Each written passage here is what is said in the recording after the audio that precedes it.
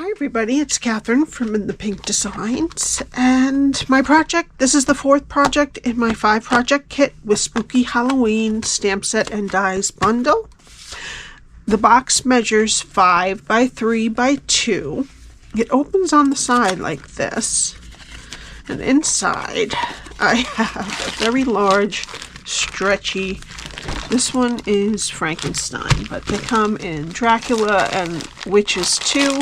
When I bought these, I thought these were going to be about this big, but they came very big. And I was going to get something else, but I figured we'd make a big box for it. So this is the largest, and this fits, so definitely you'll have enough room.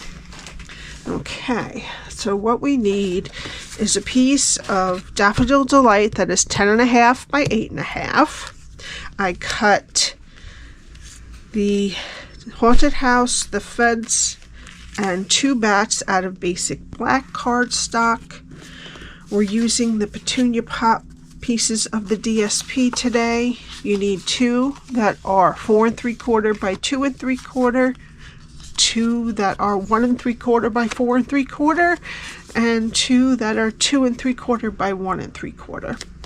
Okay, we also need a strip of Granny Apple Green cardstock that is 4 3/4 by 3/4.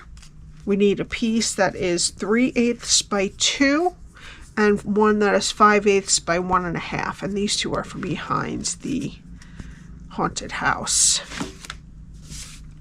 All right, let me get my Simply Scored.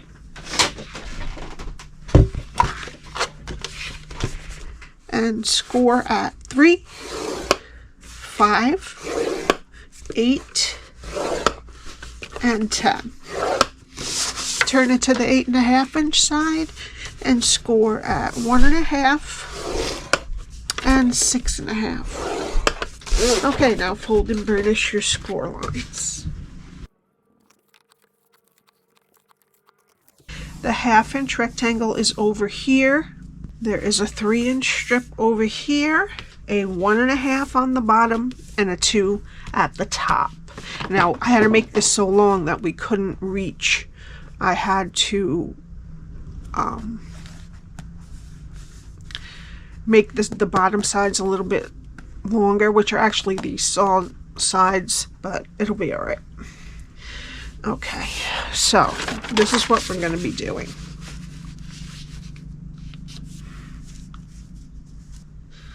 Okay, so we're going to start over here, go to the first 2 score lines and cut them to the first score line and wedge. Okay, go to the next 2 score lines and cut them to the first score line and wedge up into that 1/2 inch rectangle, and then wedge both sides of this rectangle. Okay, now turn it so the 1/2 inch rectangle is over here. Go to the first score line, cut it to the first score line and wedge up.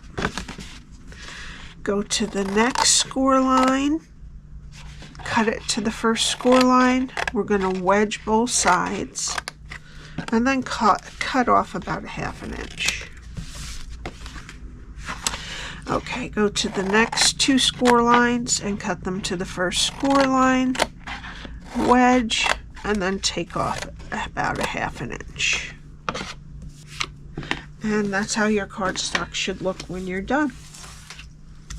Okay, put tear and tape on that 1/2 inch rectangle and take the backing off.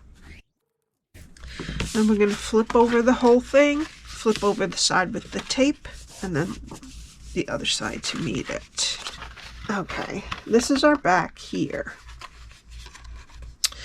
So what I'm going to do is I'm going to put glue on both of these tabs and then put down the back one. This is the back with the seam. All right, and then I'm going to put glue on only the top half of the front flap and put that down. And that gave us a 1/2 inch of length at the top that we needed. We really needed an inch, but I figured out a different way to close it.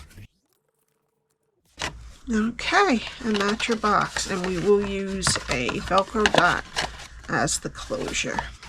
It's going to go over there. Okay, now we need our DSP, the two large pieces, the front and the back. These go on the long sides, and these go on the short sides.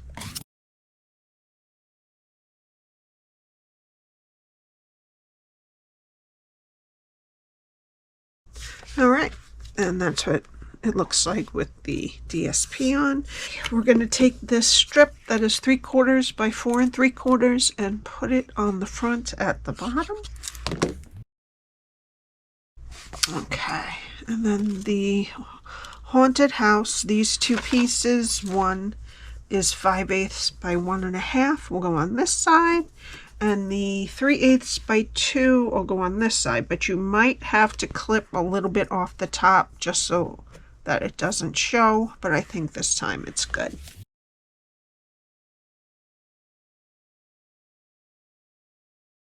Okay, now let's put some dimensionals on the house. We're going to put this on the left-hand side, right about there. I forgot I also use the 1 3/4 inch circle punch for the moon. Okay, so let's do some stamping. And I'm going to put the word spooky in the middle of the moon. Okay, then we need our fence and the bats. Alright, so let's put the spooky down with liquid glue right about there. That's good. And then put some glue on the fence.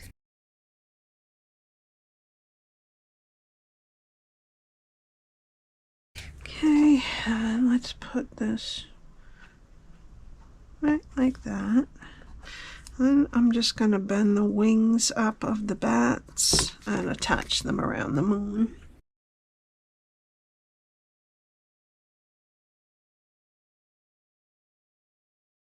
Okay, and now, we're going to use some 3/8 inch adhesive Velcro dots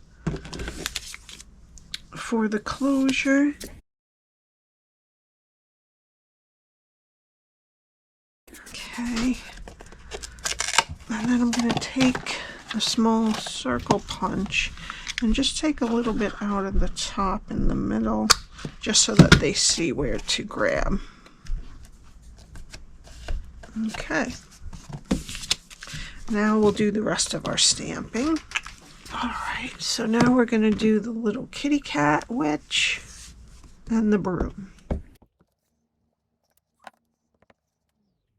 And I'll be right back. I'm going to cut them out. Okay, so now I'm going to be using light smoky slate, dark daffodil delight, dark petal pink, and light bubble bath. Ooh, also dark daffodil delight. I'm just going to do the broom. Now let's go in with the light bubble bath for the nose and the inner ears.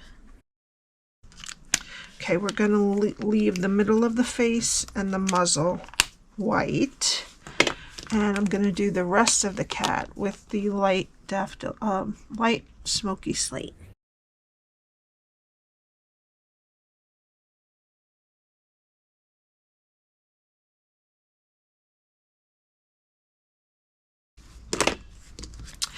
Okay, then I'm going to do her shirt with dark pumpkin pie.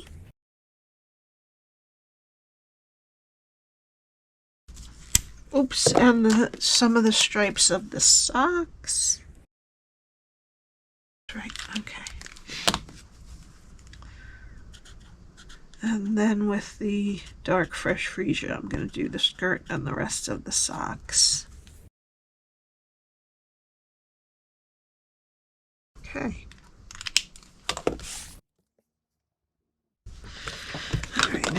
our box back, and we need some dimensionals.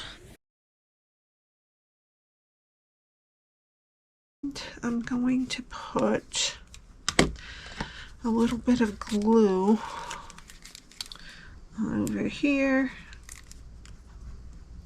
and on the tail just to secure it a little.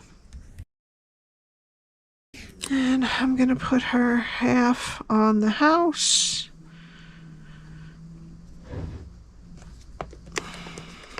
Okay. Okay, and then I'm going to put a dimensional on the bottom of the broom.